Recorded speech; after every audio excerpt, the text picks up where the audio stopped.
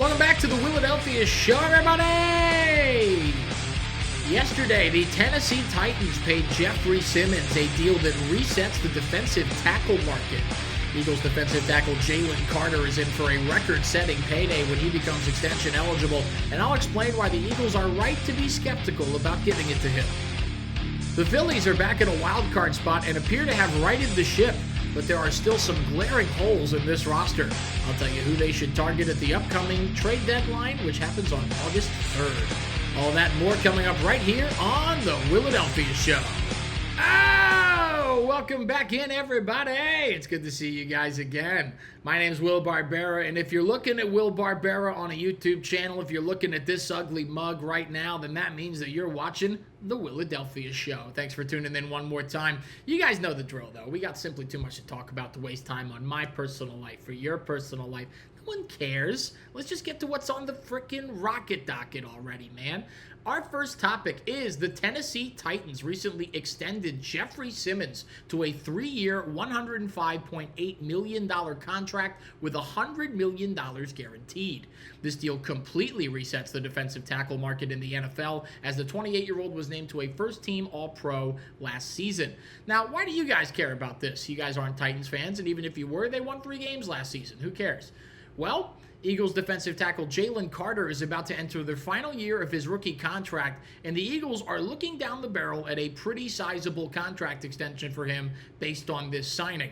This has fans wondering if the Eagles should pay Carter what he'll ask for when they also have upcoming extensions to give to cornerbacks Quinyon Mitchell and Cooper DeJean. This situation is a double-sided coin, right, guys? Okay, because there's a couple different things to consider.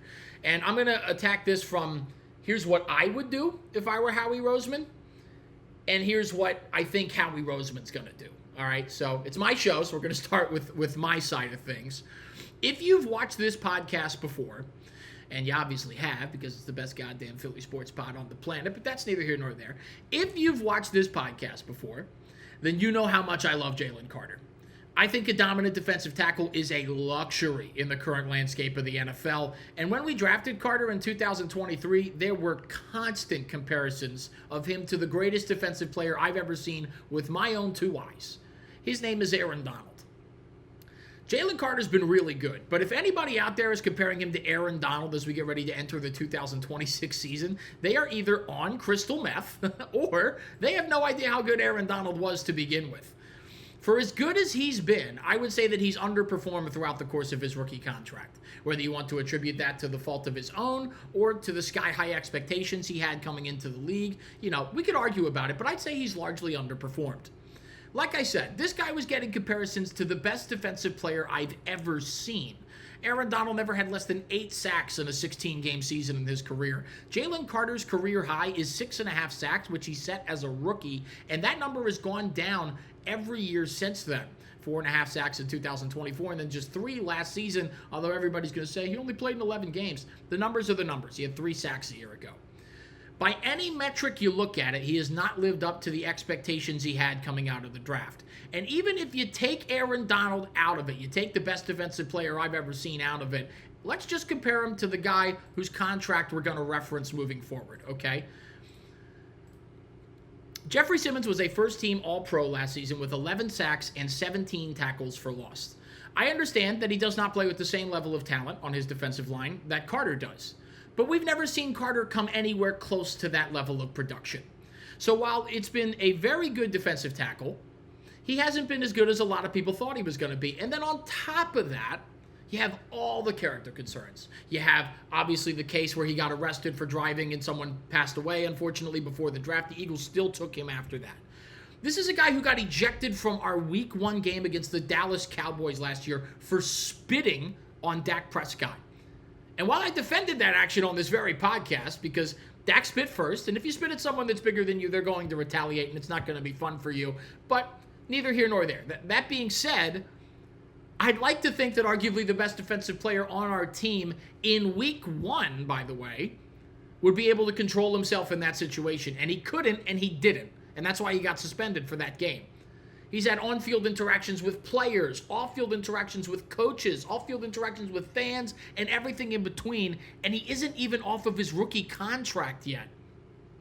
And now you have the fact that he hasn't been as good as we thought he would be, the fact that he's had several incidents where his character has been brought into question, both on and off the field, and now you had an asking price of $100 million guaranteed because of what this Jeffrey Simmons deal just did to the defensive tackle market.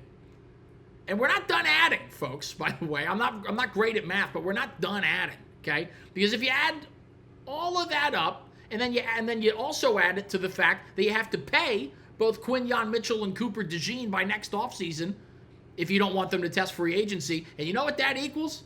That equals a very big problem for the Eagles front office. Now, I tell you all that to lay the framework for what I would do if I was Howie Roseman. If I'm Howie Roseman, I'd let Jalen Carter walk after this season if his asking price is what Simmons just got from Tennessee.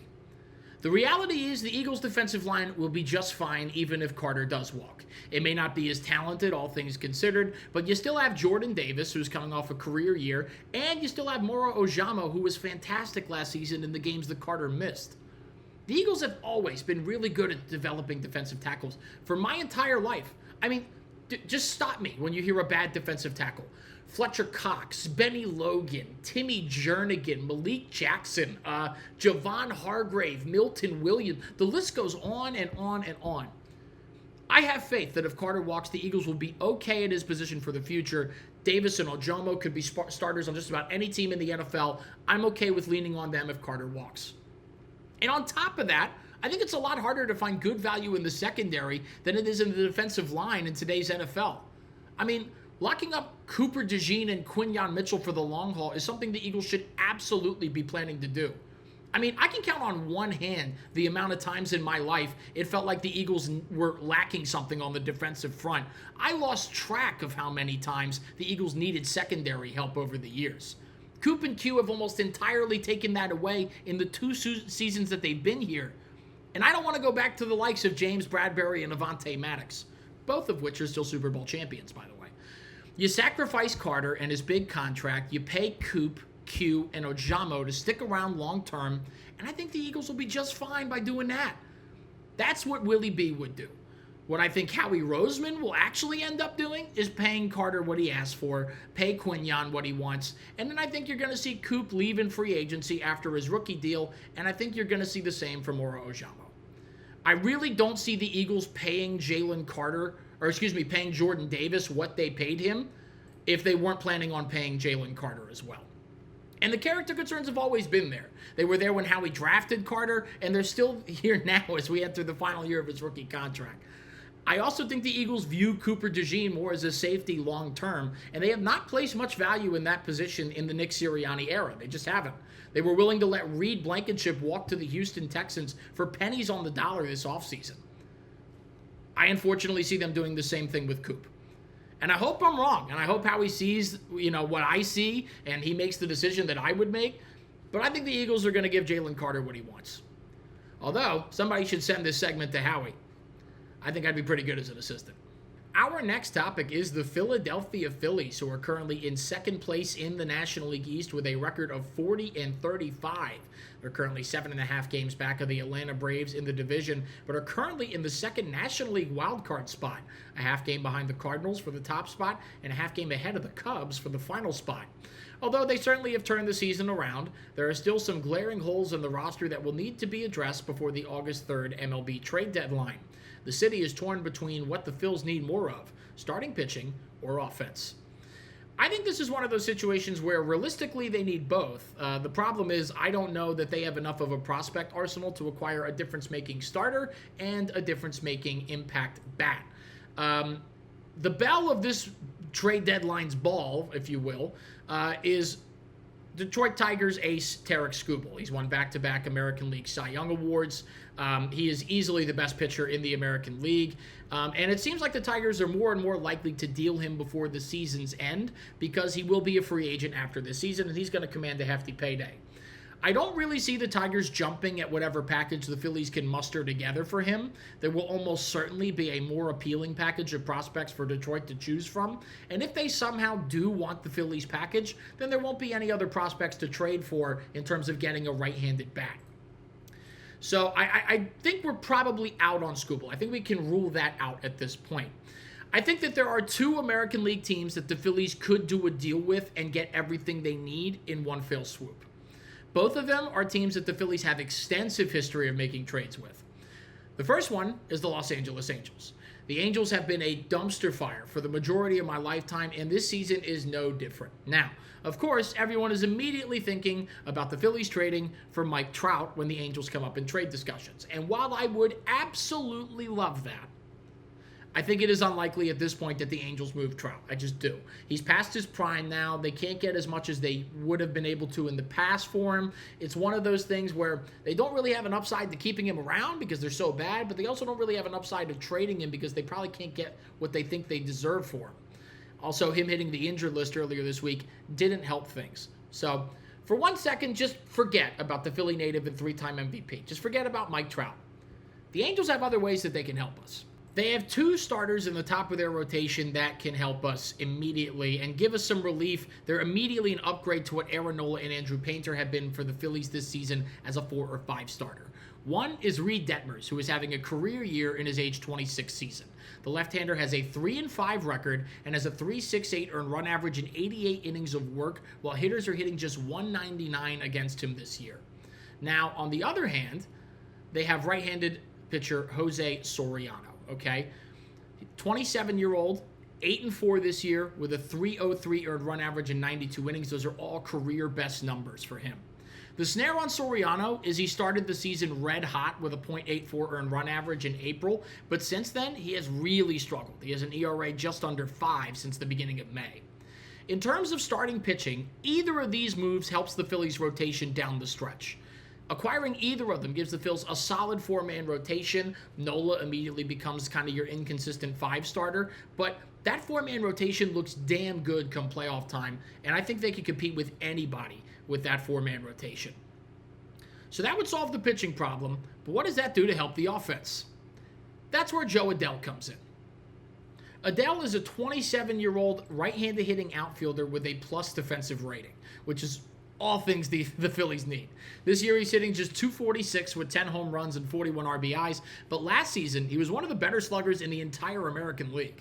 He only hit .236, but that .236 came with 37 home runs and 98 RBIs, both of which led the Angels. Add that type of production to a Phillies lineup that already has weapons, and this offense could legitimately flourish. The Phillies have done several deals with the Angels in the past several years, including trading for Brandon Marsh and Noah Syndergaard in 2022, and then Carlos Estevez in 2024. So that's the first option that I'm presenting in terms of, teams that we could do business with at the deadline. I think that's the less expensive of the two options that I'm putting forward. I think this one that I'm going to bring up now is more expensive, and I'll tell you why here in just a sec. The other deal that we should do would be trading with the Minnesota Twins, who the Phillies did business with last year when they acquired Joan Duran and Harrison Bader. Except this year, I think that the Phillies should go after starter Joe Ryan and center fielder Byron Buxton. Again, I think this is the more expensive of the two deals because Buxton is a premier player when healthy and has a no-trade clause. Meanwhile, Ryan has been phenomenal in each of the last 2 seasons. It's kind of crazy he's still on the Twins with how well he's played. 30-year-old is following up his first All-Star appearance last season with a 5-3 record. Comes with a .299 earned run average in 87 1/3 innings, while opposing hitters are hitting just .211 against him on the season. So that's unreal, right? And as for Buxton, I've talked about the prospect of acquiring him many times on this show in the past. In my opinion, he's been the perfect candidate for the Phillies to add in terms of outfield help for over 3 years now. The 32-year-old's hitting .273 this season with 23 home runs, which is one behind both Yordan Alvarez and Kyle Schwarber for the league lead, and 36 RBIs. He's also a former Platinum and Gold Glove winner, so he is already an upgrade defensively no matter where we put him in the outfield, which will most likely be center. Adding a right-handed bat with great defense and 30-30 potential has been something the Phillies have been missing for quite some time now. I think whatever price either the Angels or Twins wants to make these deals happen, the Phillies have to give up. I think this is too important of a season in terms of this group. Now, I bet a bunch of you at home are going, what the hell are we going to give up? How the hell are we going to make these trades happen this season, Will? Like, what are we just going to do? The short answer is, you trade anybody they want. And I know a bunch of you are laughing. Ha ha ha, that's funny, Will. Now, what are we actually going to give up to get these guys? Look at me. Trade the farm. I'm sick and tired of holding on to these prospects. Last year, the Phillies didn't go all in on the deadline because they wanted to stand pat when it came to trading Andrew Painter, Aiden Miller, and Justin Crawford.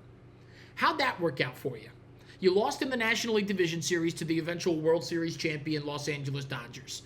Miller, your number one prospect, hasn't played this season because he's dealing with a back injury that the team's being really shady about. No one really knows what's up with him and why he hasn't played. Crawford is hitting .238 with a negative WAR as a rookie, and Painter just got sent back down to AAA because he had an ERA above 7 in the majors. I'm sick and tired of prioritizing prospects who more than likely won't turn into the players we expect them to, while at the same time sacrificing an ever-shrinking championship window. This is the year. If it doesn't happen this year, it's all over. It's all for naught. You go all in on this team this season, and you do that by trading the farm to get a championship out of this group that deserves a championship. Trade Aiden Miller, trade Andrew Painter, Justin Crawford, Gabriel Rincones, Arun Escobar, Gage Wood, you name it. If they're in the minors, then they should be on the table this trade deadline. Do the right thing, Dave. Go all in. All right, that is going to do it for this episode of the Willadelphia Show. We thank you all for tuning in one more time. Do you think Jalen Carter is worthy of a contract similar to the one Jeffrey Simmons just got? Would you rather the Phillies trade for starting pitching or hitting at the deadline? And are you willing to move on from top prospects to make those trades happen? Let me know all that and more down in the comments. Like and subscribe to Willadelphia Sports and make sure to follow us on any and all social media platforms. I'm out of here. Go Birds, go Phils, and kabooyah!